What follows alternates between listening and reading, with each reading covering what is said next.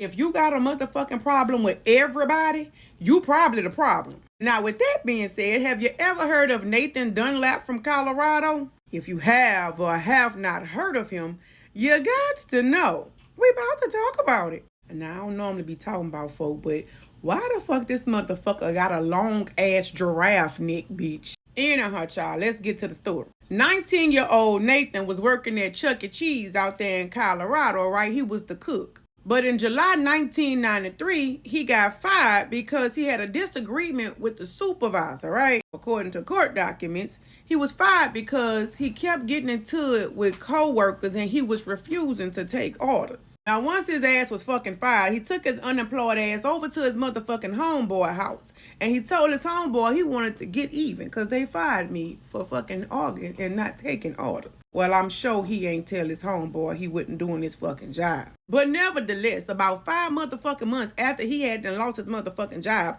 December the 14th, 1993, Nathan went back to the fucking job. He walked in at about 9 o'clock. He ordered him some food, got him some tokens, and started playing games at Chuck E. Cheese at 9 o'clock at night. Now, I got some questions. You 19 years old and you walking up at Chuck E. Cheese at 9 o'clock at night. Now, I know they say Chuck E. Cheese is where a kid could be a kid, but come on, at 19, you shouldn't be going in Chuck E. Cheese without having some fucking cheering with you. And why is Chuck E. Cheese open at 9 o'clock at night? Ain't that like the universal bedtime for churn?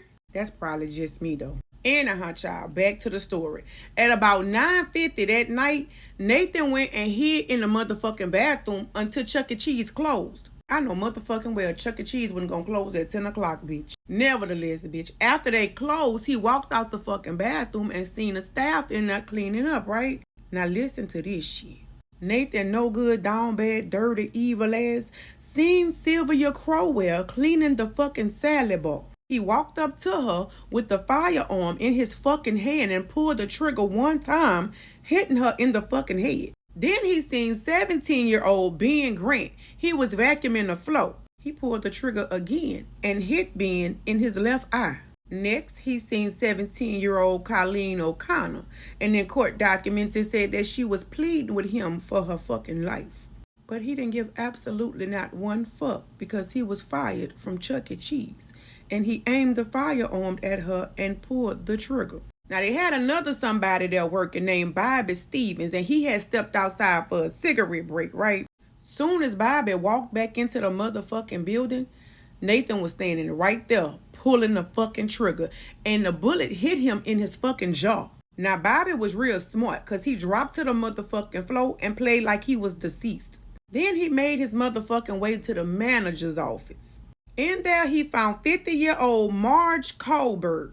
He forced Miss Marge to open up the motherfucking safe, bitch, and took $1,500 about the safe, and then he pulled the trigger on her, too. Then Nathan left with them funky fucking $1,500 and some Chuck E. Cheese tokens like he was going back to play some fucking more. Now, once Bobby realized Nathan was gone, he jumped up and he ran out the motherfucking back door to go try to get some help. Seemed like it would have been much smarter just to call the police, but we could never say what we would do if we was in that motherfucking situation. And who's to say? He probably thought that crazy motherfucker was coming back. Nevertheless, Bobby survived this attack and he was able to name Nathan as the fucking attacker. Now, unfortunately, Sylvia, Ben, Colleen, and Marge all passed away due to their injuries. Police arrested Nathan no good, down bad, dirty, duck ass at his motherfucking mama house about 12 hours later. Now, initially, in May of 1996, he was sentenced to D-Row. But on March the 23rd, 2020, Colorado got rid of the death penalty, right? So now he just sitting his long neck ass in fucking jail with life with no fucking parole. Condolences to the victims' family, friends, and associates. Y'all continue to rest easy.